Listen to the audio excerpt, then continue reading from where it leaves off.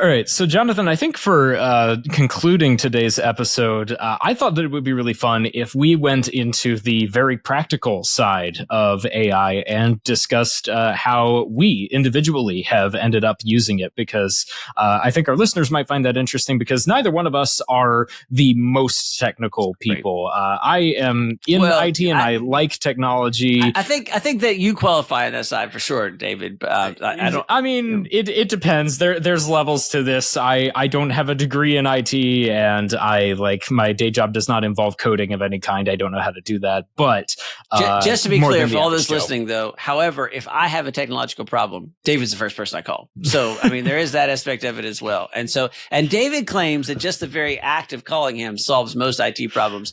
And there's actually something to that. So there may be some more AI going on that we don't know about behind the scenes here. But yeah, carry on, David. Carry on. So I think that's a good transition into just how you and I, as at different levels of technical competence, have been able to use a little bit of AI in just our day-to-day lives and in our day jobs. So why don't you start? Because I think that you've been using it in probably a broader variety than I have. And then my use of AI has been a little less direct and a little bit more administrative.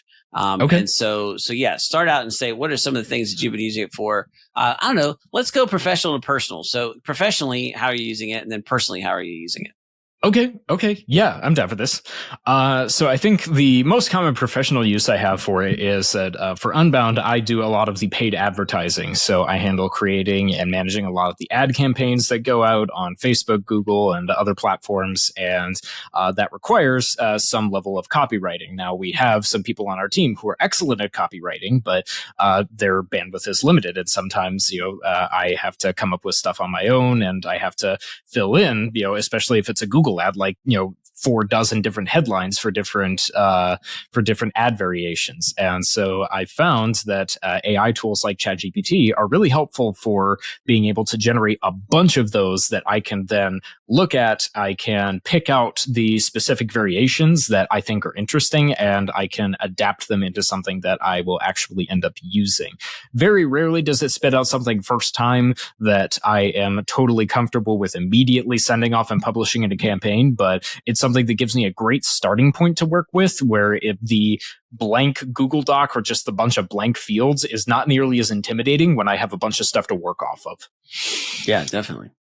I think kind of the transition point where this is something that I've used for both professional and personal is working in IT. I think pretty much all of my friends who have worked in IT have agreed with the definition that a lot of your job in IT is being a professional Googler, in being able to just research the details of a problem and being able to figure out the solution to it, even if you are not an expert in whatever thing might have broken necessarily.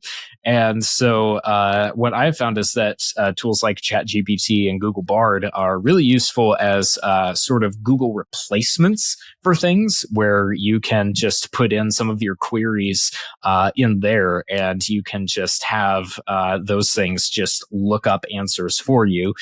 You have to be careful with those because you do need to go and verify them for sure. But I'll use a personal example of something I literally just used this morning. Was I put into GPT-4 that I wanted to run a half marathon race sometime in September or October in the St. Louis area. What are my options for races that I could sign up for?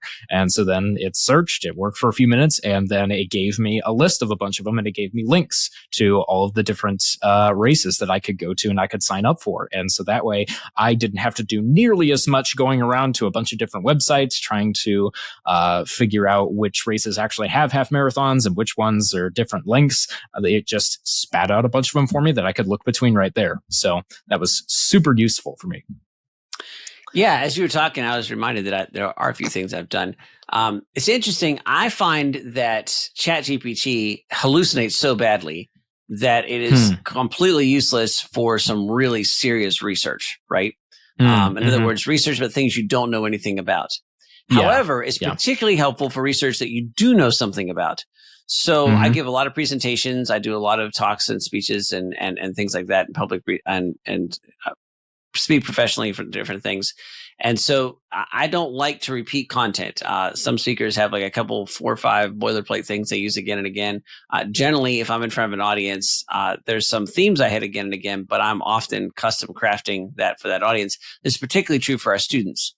So for Capstone, we had, it's a leadership event that we do. We have a year 2 track that changes every year, an advanced year track that changes every year for our second and third year students.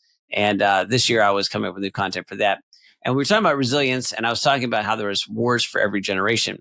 And so, this is an interesting place where you'd have to Google and say, Google how many this war and how much time was between the Civil War and the next war. And, you can go to ChatGPT and say, how many wars the United States fought?